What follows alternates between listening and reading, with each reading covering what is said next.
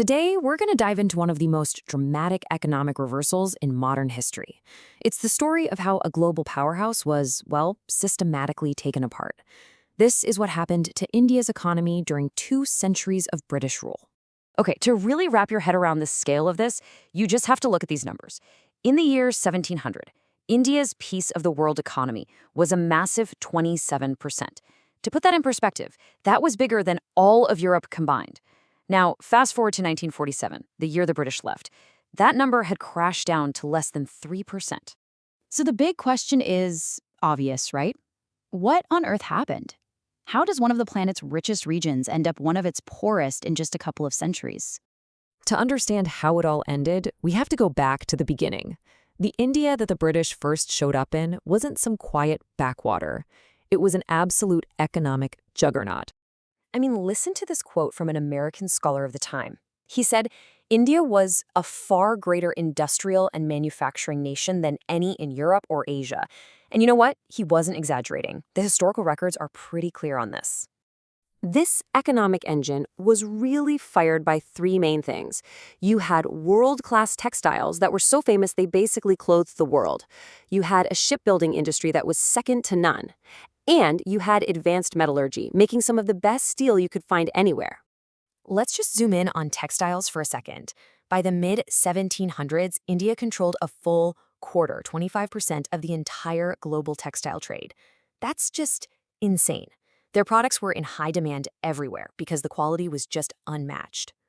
And it wasn't just fabrics. Check out shipbuilding. We have records from a British observer who noted that ships built in Bengal were so solid they could last almost twice as long as the ships being built back in England.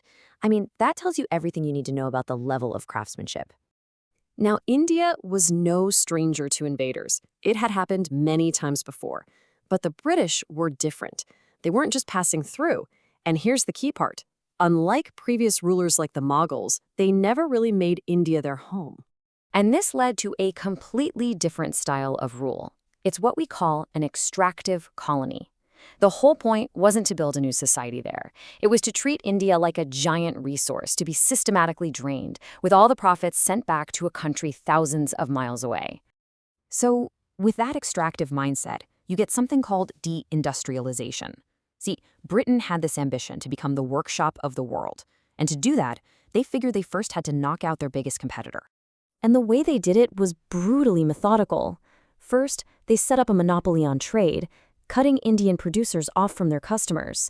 Then, and this part is just wild, they started buying Indian goods using tax money they collected from Indians. They were basically getting the goods for free. After that, they moved on to literally smashing equipment like looms. And finally, if anyone managed to produce anything, they slapped a crippling 80% tariff on it, making it impossible to sell abroad. The result of all this was just catastrophic. By 1947, the country that once clothed the world had less than 1% of its people working in any kind of manufacturing. An entire class of skilled artisans and merchants was simply wiped off the map. This collapse of industry kicked off another crisis. You now had millions of people forced out of their trades and into farming. And for the British, this just presented a new resource to exploit: the land and the people working it. They started levying taxes at levels that were just unheard of in India, often 50% or more of a farmer's income. As you can see here, the tax rates were more than 3 times higher than what they had been under previous rulers like the Mughals. It was a whole different ballgame. And they weren't exactly subtle about it. You can find records of British officials openly boasting in Parliament about how much more revenue their system could extort than any of the native rulers ever could. They used that exact word, extort. The real-world consequences were just horrific. We have historical accounts describing people who couldn't pay their taxes being locked in cages, being tortured to force payment, and fathers having to sell their own children. And if that didn't work, their land was just taken away, creating tens of millions of landless peasants with absolutely nothing. This ruthless extraction led directly to something even more horrifying: famine. Because when you tax people that heavily, they have no savings. One bad harvest, and it's over. But here's the kicker. Even during severe droughts, British policy was to continue exporting grain out of India. The result? An estimated 35 million people died in famines that were almost entirely man-made. When you step back and look at the whole picture, it all comes down to a fundamental difference in governance.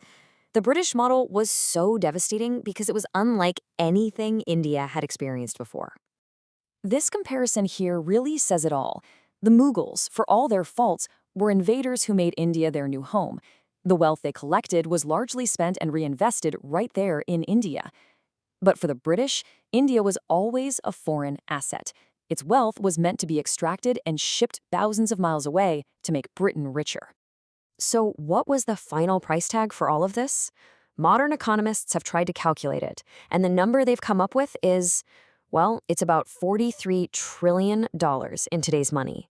It's a figure so vast, it's almost impossible to comprehend.